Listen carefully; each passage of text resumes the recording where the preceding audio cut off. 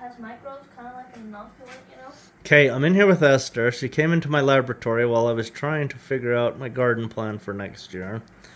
And she decided that we had to take care of some of the house plants. So she brought my Hoya in here, which is doing beautifully. And I've had this since I lived in Missouri, so I've had this for 15 years. 20 years. I don't know how long. It's been a long time. And anyway, here we are in the laboratory. And Esther's doing something with this plant. Right now I'm cleaning the spider webs off it because it's been in the corner with the spiders. Okay, so it's covered with spider webs. You're trying to clean it up. And it's also really dusty. Some of them. Okay, show me the size of the pot in there compared to your hand. I don't know. It's really small. It's a tiny little pot. It's just a teeny little guy. So the lady who gave me this plant, she told me that we want to have this plant to be root bound and it will bloom better. So I don't know anything about houseplants. I'm the wrong guy to ask about houseplants. I'm gonna go get some water really quick. So this plant bloomed beautiful last year. Had these gorgeous blooms, and it's the most interesting plant in the world because it'll bloom at night. Well, it blooms for 2 or 3 days, but then a certain time at night, the flowers will create a perfume that is very powerful and strong, but it only lasts for a couple hours. So it's not doing it the entire time in the night. So I really love this plant. And it has grown really well the last couple of years. And last year, this last summer, it had beautiful blooms all over the place. But when you see a plant, this Hoya plant, when it starts getting these really long... Tendrils. Yeah, thank you, tendrils. Lift that one up close to you. It kind of naturally is just trying to When you reach get those out. really big, long, huge tendrils, it's interesting because... It's like pretty tall. Yeah, let me see that one. This is Yeah, the longest it's one. way up there. They, Well, that's when they start blooming, is when they start in their lifetime, when they start getting these long tendrils.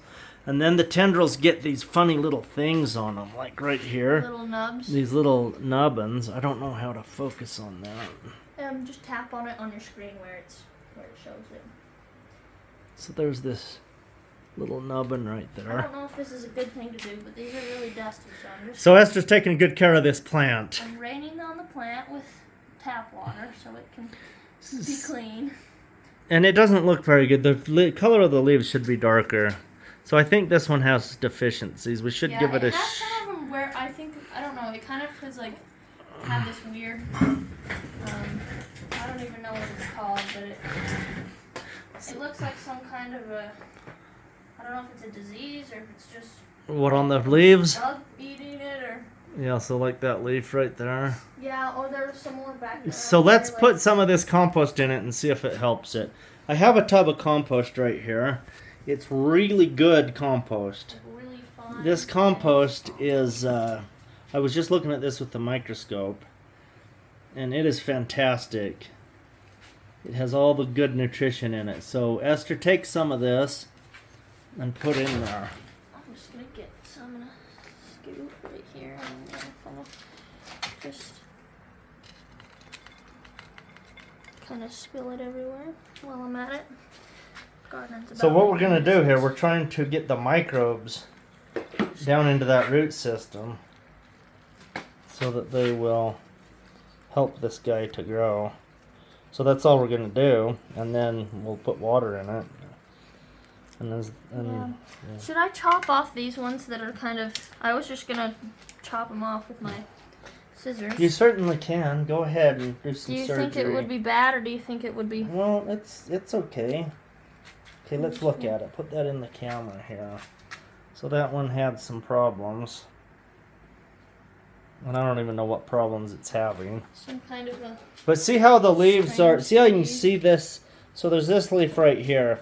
And you can see the veins in that leaf. We shouldn't be able to see those. And a lot of these leaves are pretty washed out.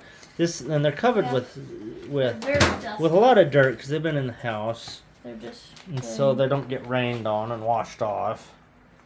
So go ahead and wash that and let's see what it looks like. So it would help it to photosynthesize if we took all of that off. So it may not be a bad idea if you just went and put this in the shower. Yeah. If you held your hand right over the pot right here, so that the water didn't get it, and then you just sprayed it with the hose, the shower. Some showers have a shower head that comes off. It has a hose on it. Ours is that way. Some of these, so you could, like this one, looks like a dog chew. It kind of. Oh, I think the dogs did chew it because it hangs down. Yeah. I hate the dogs sometimes. You can kind of see where they kind of have dog chewishness. Just some of them, like on this bottom one, it has some little puncture holes of teeth. So that's a domesticated violence animal impact.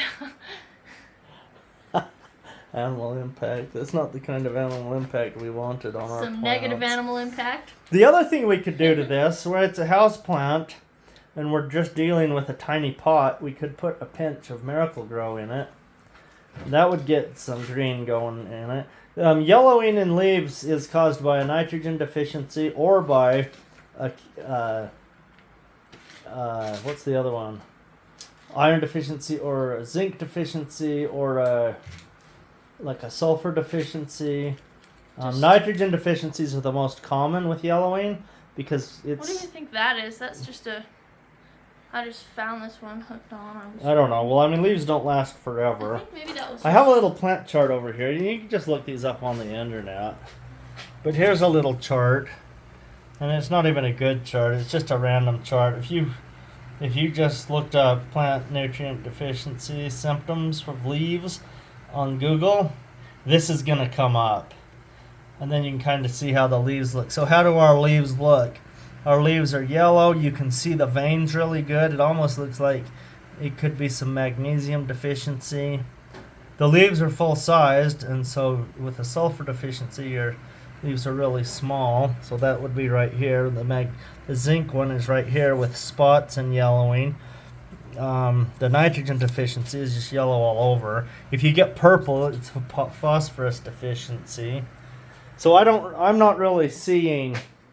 It might just be like I don't know, light deficiency. It probably... Because it's in the house, and so it doesn't... But it is right by the window. Yeah, where the sun hits it. It also, just the leaves are covered and it's wintertime. Yeah.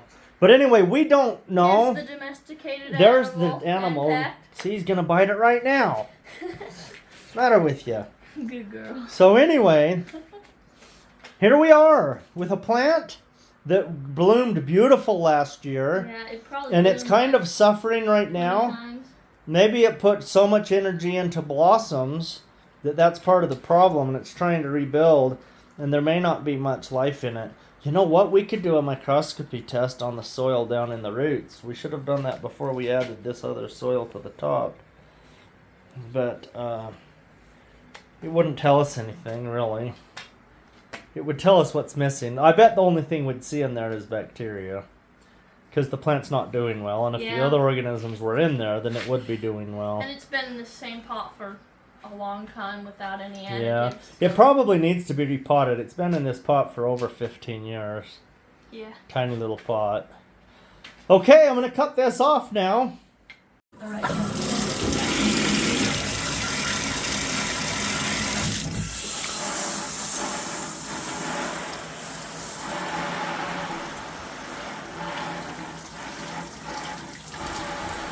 You could go ahead and set the pot down if you wanted to.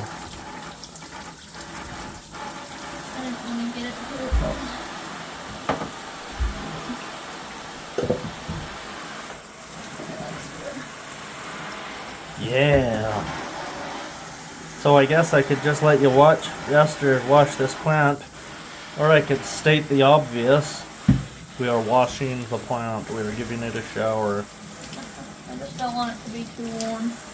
So you're adjusting the temperature because if it's too hot, it'll kill the plant. And I don't want it to be frigid like ice water because this time of year it turns to. So you're getting a good, just a tepid, room temperature. Yeah, just a nice room tepid. I would put that really close to the plant so it'll blast off the... Yeah, I'll have to bring it up. Kinda.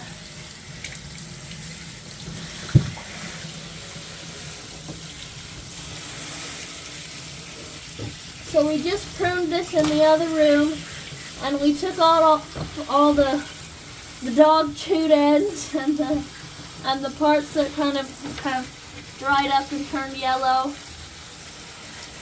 So now we just have this nice green foliage, and it's super dusty because it's been in the house. So we're washing off the dust, and it had like spider webs on it and everything.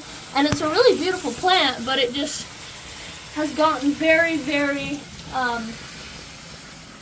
very dusty. Last year we had nice big blooms all over it, and it was super pretty. But this winter it's kind of just, the leaves are kind of yellowing, so we're just trying to help it out. So we put new soil on it earlier, and now we're just giving it a shower. We're trying to blast off this is a really strong plant. You can see it's not even bothered. This is pretty high pressure, and it's just enjoying the rain.